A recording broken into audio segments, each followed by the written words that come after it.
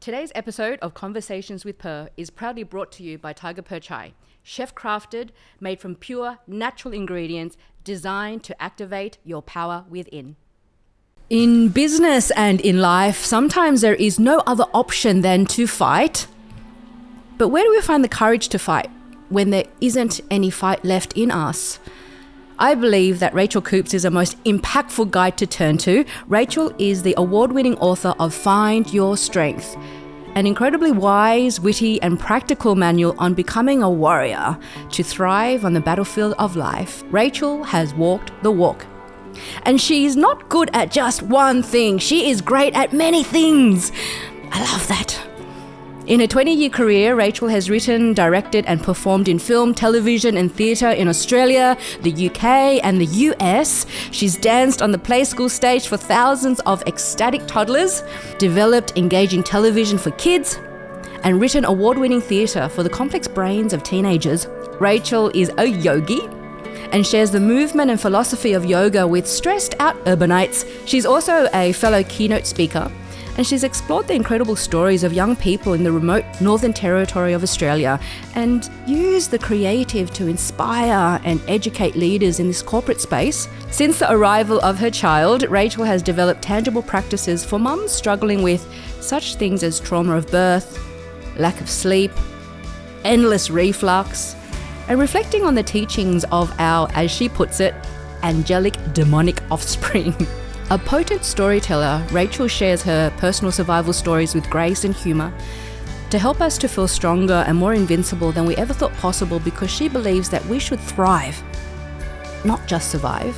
Like me, Rachel's ongoing and ever-evolving mission is the conscious act of empowering people to find their joy. And it is my joy to share this conversation with Per with the beautiful, beautiful, beautiful Rachel Coops. Okay. Thank you. Thanks for having me. Thank you for your time. I know how busy you are. Have you tasted our delicious tea? Oh, no, I have not. Tiger Per tea. I haven't been here for a very long time. Yes, when was the last time you were here? Were you in another location? We were in Surrey Hills for a long time. That's the last time. Yeah. I had a dinner there. So when would that be? A long time ago. It'll be about 15 years ago. Yeah. Yeah. Welcome back. Thank you. Thank you. Red Lantern has been around for 20 years. So. Yum. So good, isn't it? So good. So good. Rachel, I think that you are a profound storyteller. I love the way you so skillfully weave in ancient wisdom with very modern and practical stories, tips, tools. Creativity is so important for you. You are a creative through and through. What does it mean to be a creative for you? You know, you can tell a good question when someone pauses. I know a lot of creatives and they all have a different spin on what they think a creative is, right?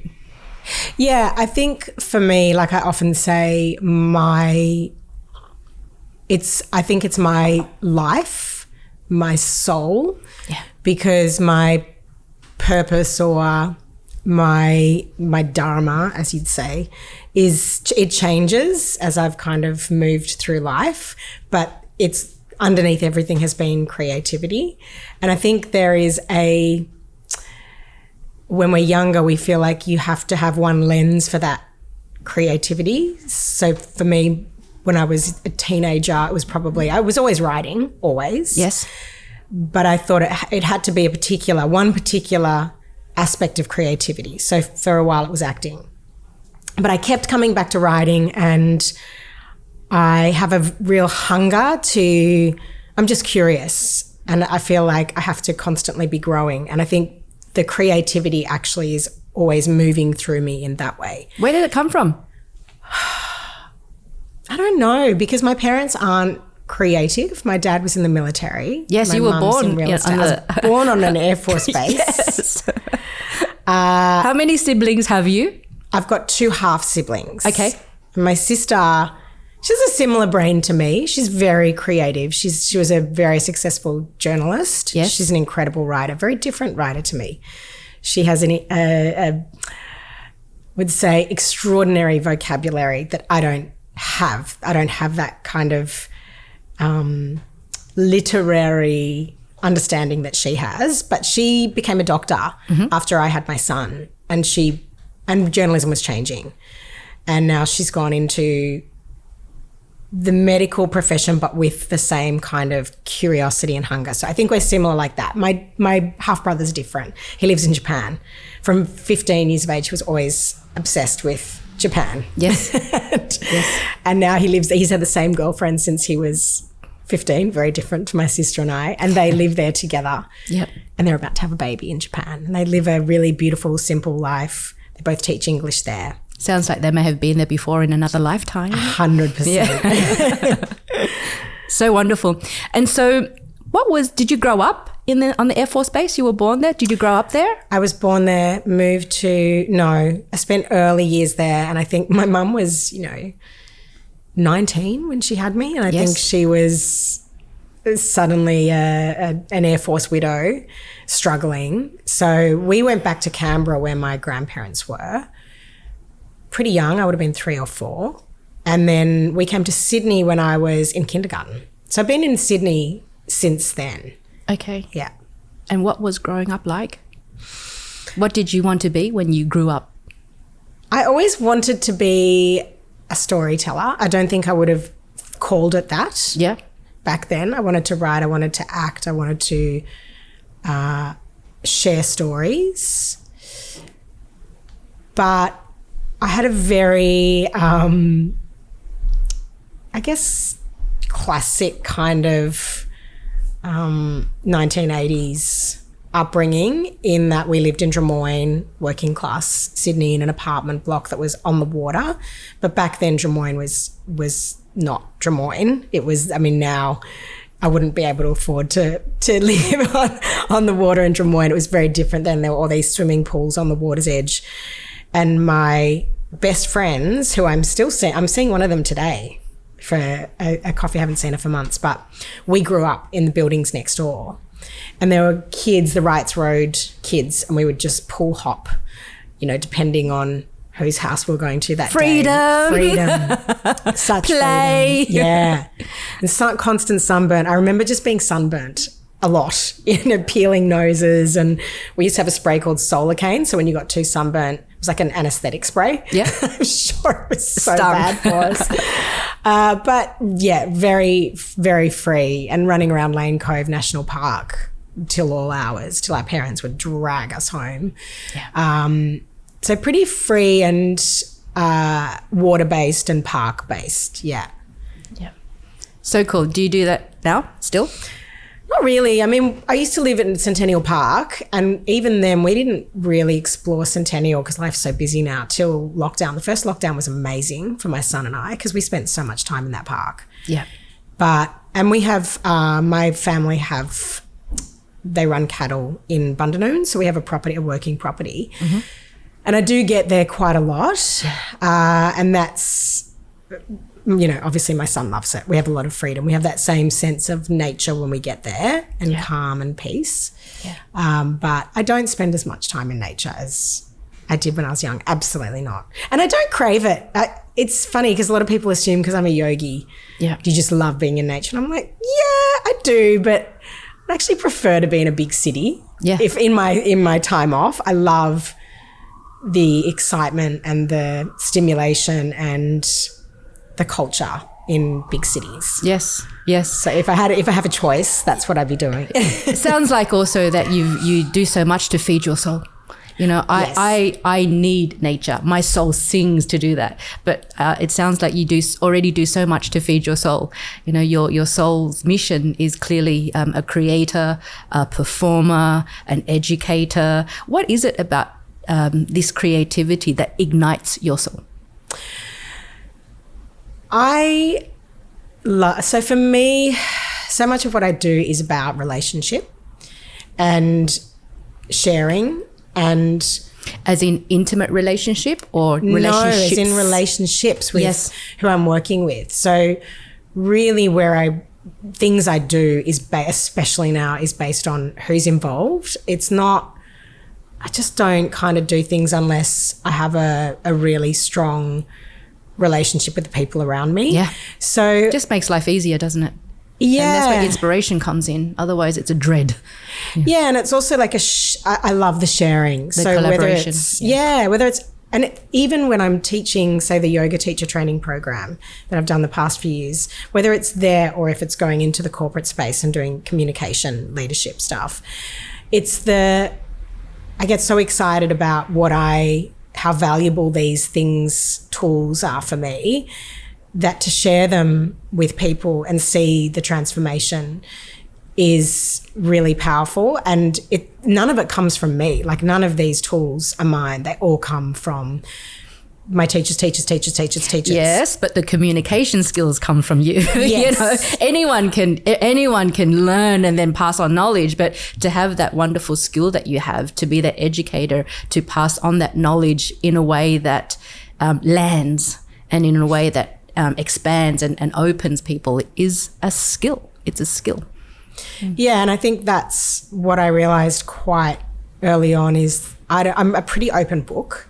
And I think sharing my vulnerability and sharing my flaws, I've been told again and again, like it's that sharing of those things, and then also the sharing of the tools that have helped me kind of navigate, and why I'm so passionate about the things I do is where there is I think everyone has a superpower. Yep. And I think that's one of my superpowers, is being able to be very open and vulnerable and be okay with that. At a time when it wasn't jargon and everyone was trying to put it into the corporate space, which they are now. For me, it was always like, I can't help it. Yeah. I can't. It's almost, I've had to work with that blah, blah, blah, blah, and then the shame afterwards of like, I've said too much. But now I recognize that saying too much is actually, it's powerful for people. For sure. And you do it with such grace and humility and humor and wit, and you make it really, really fun. Rachel, have you always been a yogi? I believe I've been a yogi for lifetimes, Yes. because I don't think anyone is as fascinated about ancient practices as I am without having, like, you're not born deciding to spend your Saturday nights learning about the Upanishads. Yeah. It's not normal, right? So, and genuinely for decades, it's like drinking from a fire hose. I can't get enough. And so I don't think, not everyone has that. Not everyone is meant to be a yogi. I'm not a big believer. I don't try to convert everyone. Everyone has their ways into connecting with themselves and with other people. But for me, it's been like central to my life, and that hunger, I don't know where it came from, but I think we both know where it came from. Yeah.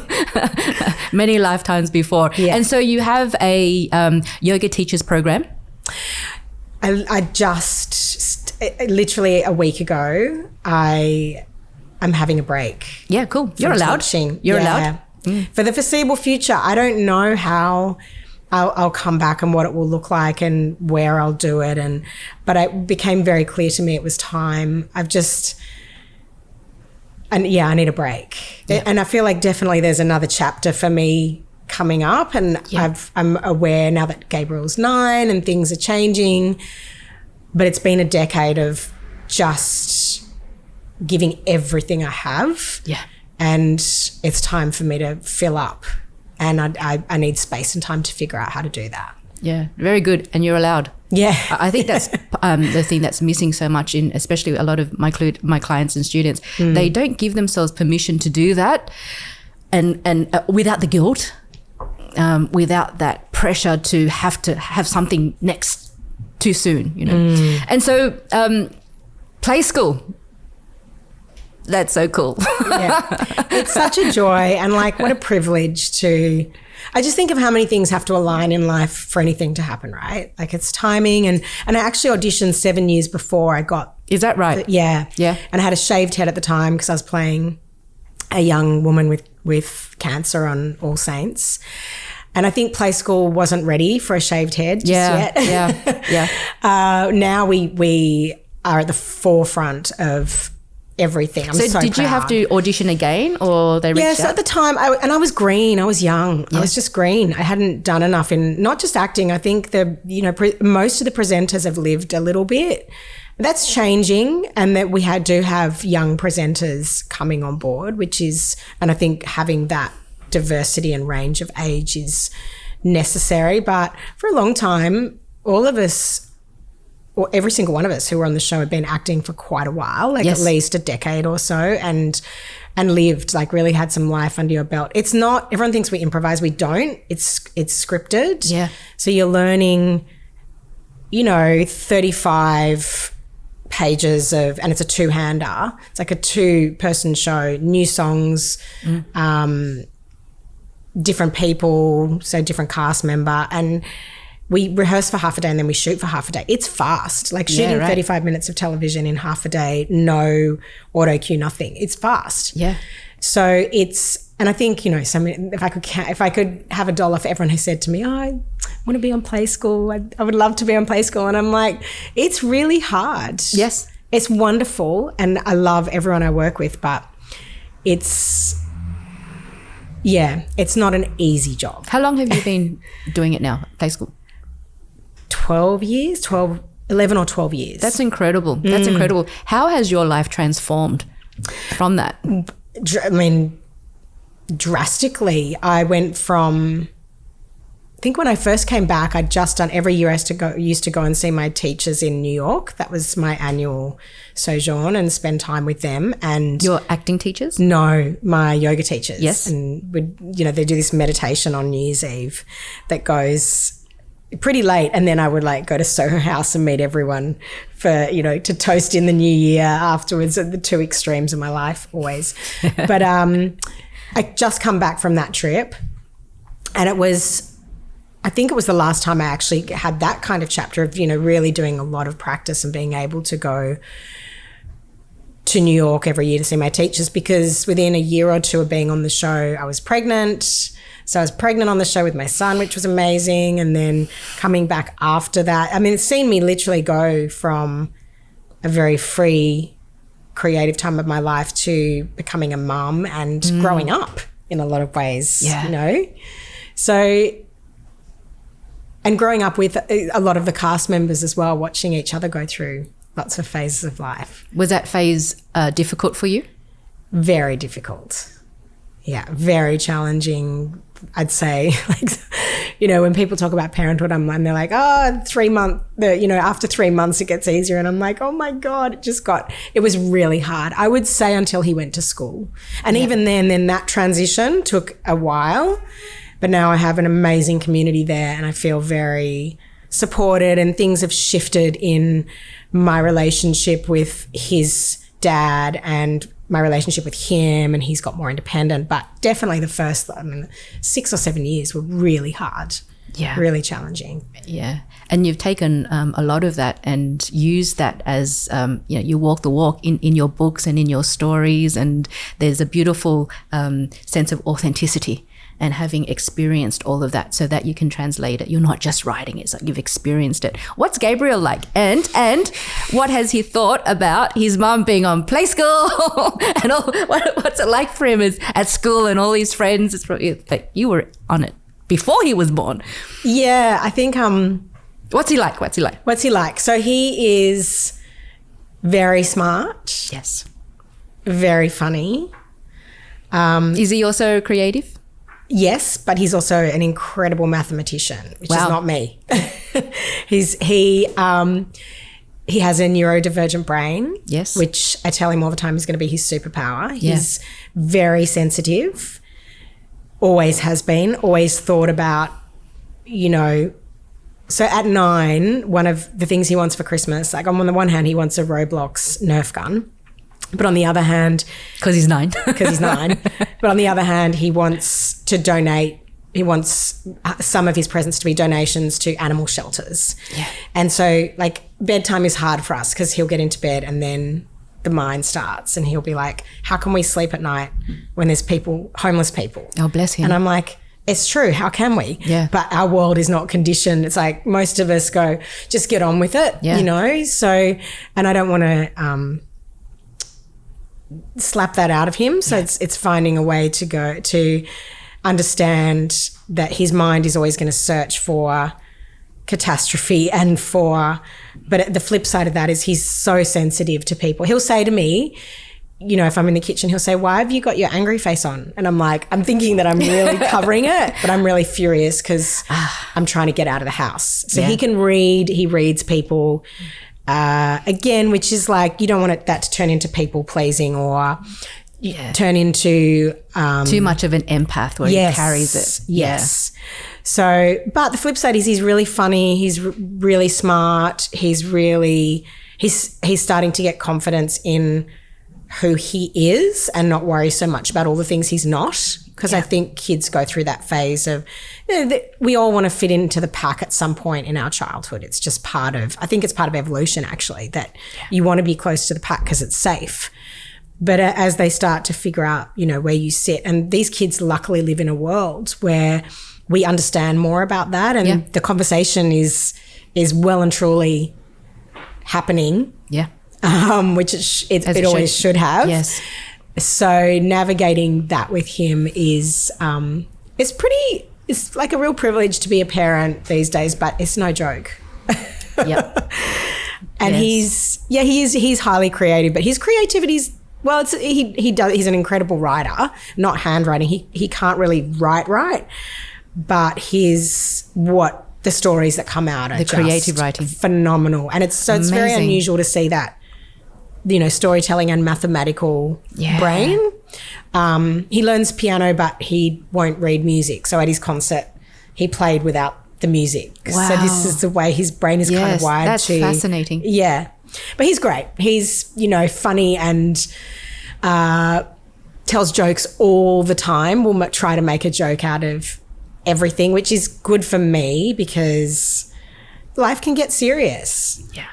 You know, day-to-day life, I think, can be really challenging today. And he's constantly, it irritates me because I'm like, no time. But at the same time, it reminds me just to laugh and to not take things so seriously, and that it's probably not a big deal, the thing that I'm getting frustrated about. Yeah.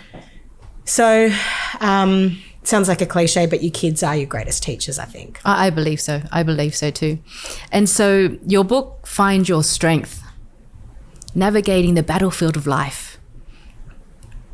You wrote that during COVID? I wrote it in my head for about 10 years before. Yes. And I've been teaching it for, over a decade in classes. But I got the book deal 3 days prior. I'd been with another publisher, and I think they would have preferred that I was an influencer, you know, that I had. I was like, dude, that ship has sailed. I'm not. I don't know what they're talking about. 12 years on Play School. That's being a pretty powerful influencer in my eyes. I know, but you know, I've dabbled in being an entrepreneur and understanding the social media thing and investing time and energy and money in that. And what I've realized from that is it's not who I am. Yeah. I am a creator and I have to focus on that. Yeah. The other stuff doesn't light me up the way that it does, and not content creating and, you know, making videos and stuff with which other people are just so good at, and but it's not me. I understand. It causes me a great deal of pain as well. God, it's just it's not. I'd rather learn and teach, learn and teach, learn and teach. Yeah, and I'm good at that. Like I know I'm better at that. And like I said before, it takes me time to process things. Yeah, and I'm better than just being in front of a computer and pumping something out and moving on to the next thing. But so I was with another publisher, and then my publisher, hadn't heard from her for a while, and I was like, you know what, let it go. It'll happen if it's meant to happen. And she came back to me about 3 months later on Instagram and said, oh, your email on your website isn't working. Just so you know, I've tried to contact you, but I can't contact you because I've left the publisher and I've moved on. But I want to talk to you now that I'm at the new publisher. And we had, went to Bill's and had like a chai and we're chatting, and she said, we want to offer you a deal, but can you have it in 6 weeks? Because we'd love to have it for the end of the year. And I was like, And I did the maths in my head while I was sitting there because I'm used to pumping out well-being articles at the last minute always. 2,000 words. I did the maths and I was like, yeah, I probably can at a stretch. Yeah. But that was thinking G would be at school. We were skiing for a week where I don't ski, and he'd be at ski school for half the day. And I'm like, yeah, 3 hours there and 3 hours there. And then, of course, 3 days, I said yes, signed it. And 3 days later, we were in lockdown. Yeah, and I was homeschooling, just the two of us. Yeah. Thank you, universe. And it was hard. Was it? It was really hard because, you know, being in an apartment, it was when we just moved into this apartment too. So we didn't know the neighbors, and G's little neurodivergent brain really struggled during lockdown, and I struggled during lockdown. And so it was hard. Yes. But I think what was intentional about that from the universe or whatever was I did have to really walk the walk about what I was writing. And, you know, you can't sit there and talk about thriving on the battlefield of life if you're not doing it yourself. So it was hard, but I was really honest with Gabriel the whole time. You know, there were times when I would go into my bedroom and cry. He just doesn't see me cry. Yeah. And he would say to me, "Are you okay?" And I'm like, "No, I'm not. Like, this is hard. It's really hard." And so it was very challenging, but I think it was probably powerful because of that. I think the book has resonated because of that, because sitting underneath it all the time was like, people need to hear this, and I need to hear this. I need to remind myself of this, and to be locked in a little cocoon was, in retrospect, exactly how it was meant to be. Yeah. Because writing the second book has been much harder. Having to go in and out of the cocoon has been very challenging. Yes. And I look back on that and go, as hard as it was the only way I could have done it, really. I want to ask you a few more questions about the first book before I ask you about your second book. So first of all, I want to acknowledge you for what a massive feat that was. The thought of being offered a book deal and having to write it in 6 weeks causes me to contract somewhat, and I find it hard to breathe. Right? So well done for that. In Find Your Strength, you weave so many beautiful ancient wisdoms and this incredible intelligence. May I ask, what are some of the ancient wisdoms and philosophies that have served you the most on your journey?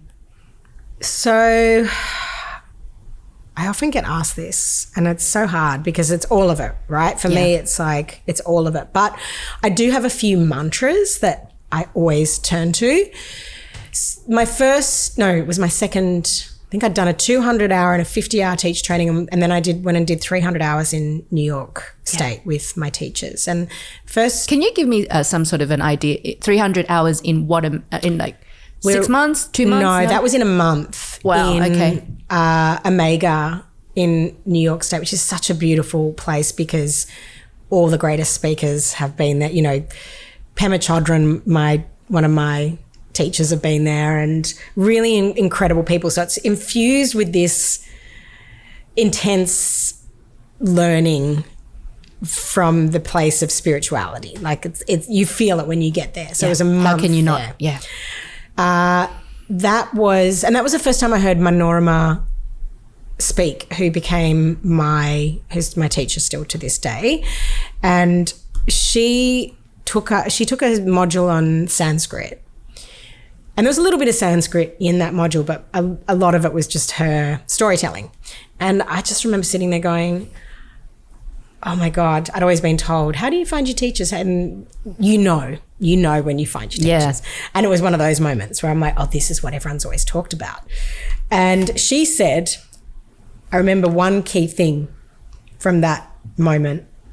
She said, she was talking about nursing her mum in a small apartment in New York City while she was going through the process of her final days of cancer, her final months of cancer, actually, rather than letting her go through that process in a hospital.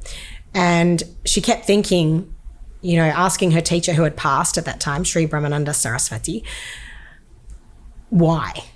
Like, what is the point of this? And she came back to the question that he had asked her, which is, what can I learn from this I can learn in no other way? Yeah. What could I learn from this I could learn in no other way? And I cannot tell you how many times in life when I'm like, I don't see the point of this, whether it's something that's happening to me or a friend. And I think that's why it never sat well with me. Oh, everything happens for a reason. Really? Like, babies die of cancer for a reason. I really struggled with that. But once I understood what could I learn from this in no other way, it takes you out of being a victim. Yes. And the empath part of me that can drown and then shut down, it takes you out of that and back into like being on the battlefield of like, all right. And my teacher, David Life, used to say, and he said it on that first training as well. So what, now what? Yep. So what, now what? And so that's a key one for me, is always going, what can I learn? What can I learn? What can I learn? And it's not always an empowering question. It's not an easy question, but it's a very empowering one. Yeah. And I don't think you get the answers necessarily when you're in the mud. Yeah. Like when you're in the hurricane. Yeah. When you're in survival, you like collect the kids and run. Yeah. That's because you have to, so you can survive. It's biological. But then once you're out of that fight or flight state, okay, what can I learn from this mess? Because, life is messy. It's not neat and tidy. It's never going to be. So, and then when I discovered the Bhagavad Gita, and I loved the Yoga Sutra because it's a system, like Buddhism without beliefs. I got given a book, Buddhism Without Beliefs, when I was 18 by a psychiatrist. Instead of medicating me, he gave me books. Yeah. Well, he gave me a list of books that I got. And that one was, like tangible things I can do, a system. And the Yoga Sutra was the same. The Gita is just this big epic poem on a battlefield. And it took me a long time to make sense of it. I would read it and go, why am I reading about this? All these characters with names I don't recognize. And then it's just all about war. And it seemed to me like it was just condoning war, and I didn't understand. But having some very powerful teachers teach it in different ways, that became a real, just the themes in that book, and that idea of the first lesson in the Gita is he is standing there and he literally has a panic attack. Arjuna, the hero, the warrior, and he says to Krishna, who is, God, the universe, your connection to something higher, whatever you want to call it, he says, I can't fight. Because he's looking out at his teachers and his uncles and his aunts, and he's like, I can't do this. I can't fight the people I love. And you'd think that the universe is like, you're right. Let's like drink chai together and sing Kumbaya and go home. But the universe is not, you have to fight. Yeah. Krishna is like, and this is every moment of life, I think. You have to take action. Yes. And it's not easy. And sometimes you're taking action on something you didn't choose. Yeah. And any struggle that I have now with like, yeah, you're here. This is the place you're in. What are you going to do now?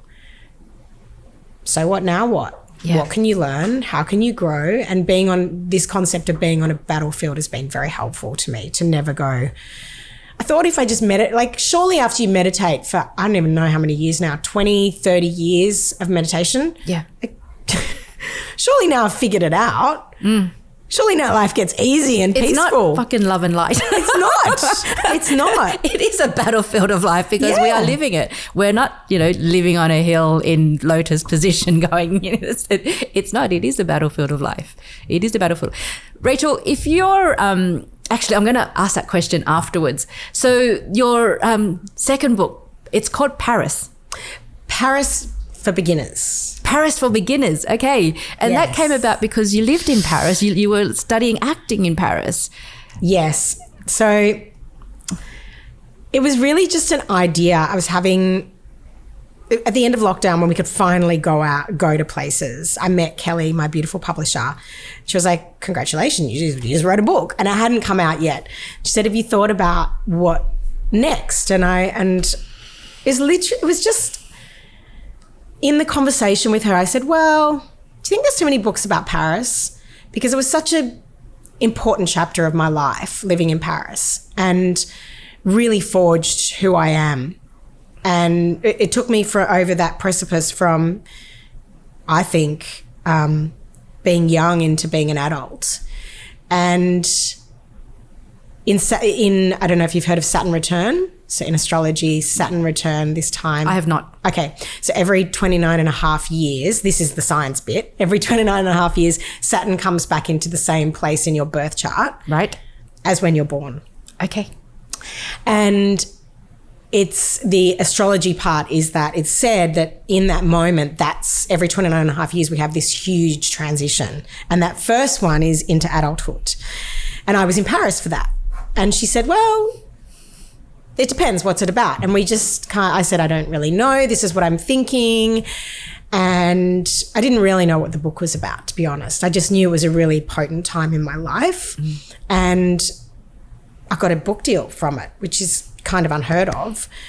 She got excited about it. The publishers got excited about it. And then I had a book deal. Yeah. And I was like, oh, shit. They didn't give you 6 weeks, did they? No, they didn't. They were like, a year, whatever it takes. And at the same time, I had an out of the blue shocking health diagnosis. Okay. So I got this book deal and then I was like, I have to write a book about Paris. Okay. And then I got this health diagnosis, which was I've had terrible migraines and been on a very long health journey with it. But at the end of lockdown, went to get proper MRIs and everything.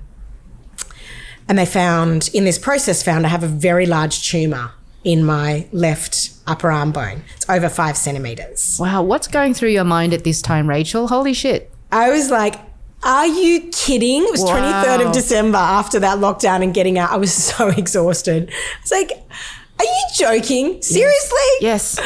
And then it was, also Omicron, please don't get COVID because the hospital system's full and we need you to come in for a PET scan and we don't know when that can happen and yada, yada, yada, right? So, but we know you're going to be in hospital a lot the next month, so please don't get COVID. I was like, Merry Christmas. So my mum flew me up to Queensland because Queensland had no COVID. And I was like, I can't get COVID. And I was in a bubble for 2 weeks and then we came back down and started that process. So the book in my head got a bit sidelined. Okay. And I started to focus on what does this mean? What is going to happen? And then in February, they said, well, the jury is out on exactly how sinister it is. It's very low grade, whatever it is, and it's growing really slowly as far as we can tell. It's been there for a very long time. It's very substantial. Like someone my age does not normally have a 5.1 centimetre tumour inside their upper arm bone. So I'm kind of in the waiting room and I had the last test a couple of months ago and he was really happy.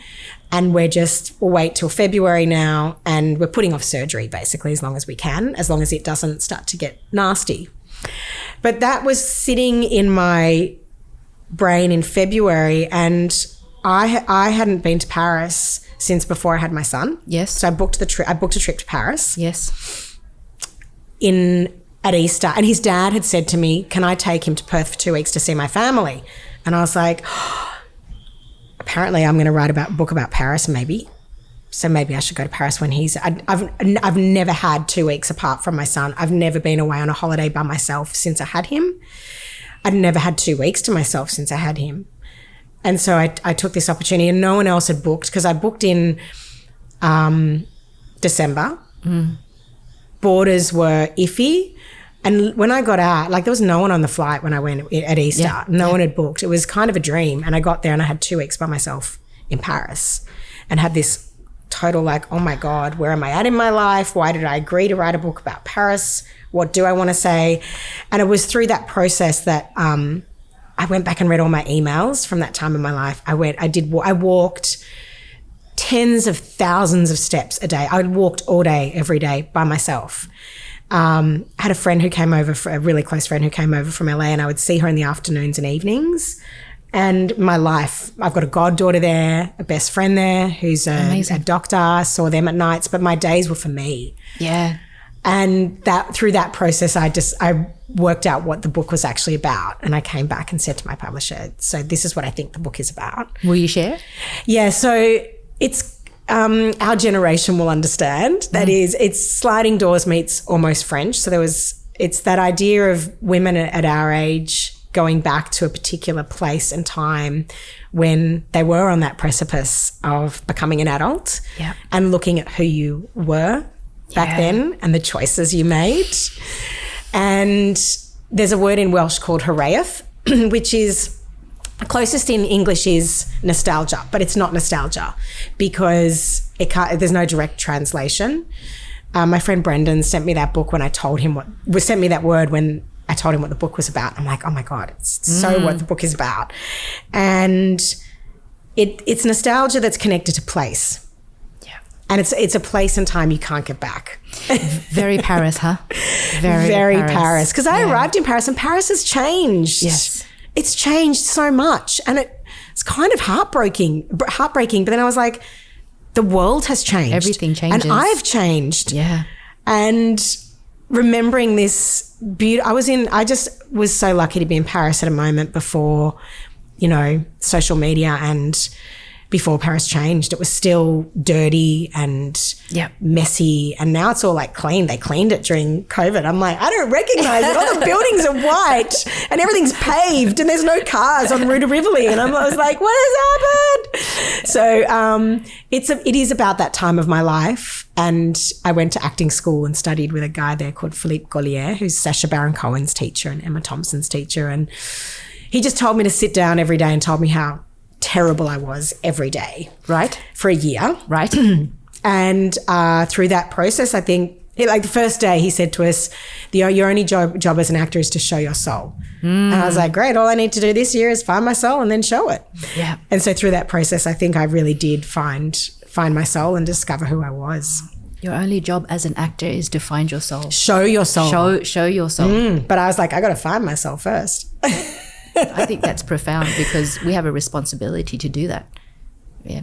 I lived in Paris from 95 to 2000. Oh. And so when you say Paris was dirty, then I understand. Yes. I have a rule for myself that to never revisit places I've been to before so that I can experience new countries and places and spaces all the time.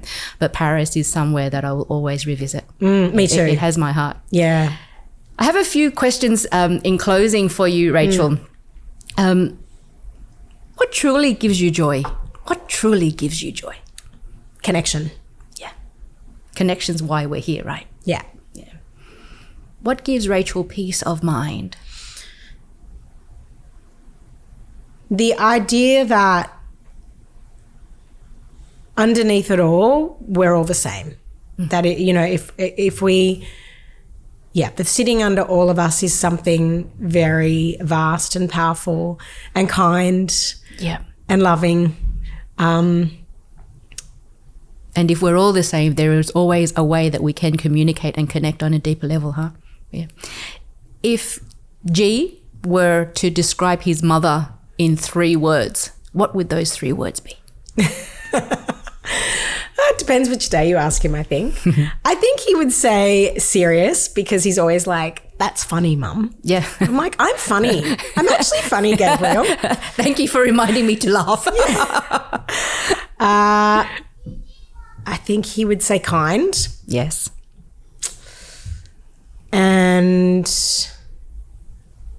he'd probably say something about yoga. Because earlier you asked, what does he think about me being on Play School? I think he identifies with me more being a yogi than being on Play School.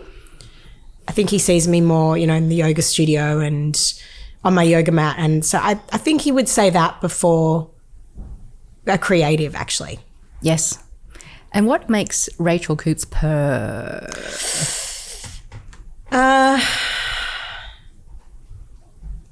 I think that dance between connecting with myself and connecting with other people. I think I need both. Yeah. I really need both. I love solitude. I find solitude much easier than being in the world. I love time by myself so much. But I really love connecting with people as well. Yeah. It's true. And that beautiful dance that I can do that and I can do that. It's not either or. I have a gift for you. Oh, oh my God, your beautiful chai. Oh, thank you so much. You love chai? I love chai. Yes. I used to make Tiger my Pearl own chai. chai many years ago when I had time. beautiful. Thank you for your time today. I've loved hearing your stories and your beautiful energy. When is Paris out? Paris for Beginners is out April 26th. Okay. Yeah. And it's exciting because the last one came out 29th of December. It was sort of because it was my first book, it was it was after Christmas, before any kind of big celebration time, but this is coming out just before Mother's Day. Yes. So that's really exciting. Amazing. We'll have a bit of party around it. You will have to. You will have to. Congratulations on your success. Thank you for your time. I'm going to give you a hug. Thank you. I know how busy you are, so I appreciate your time so very, very much. Thank you, Rachel. Thank you.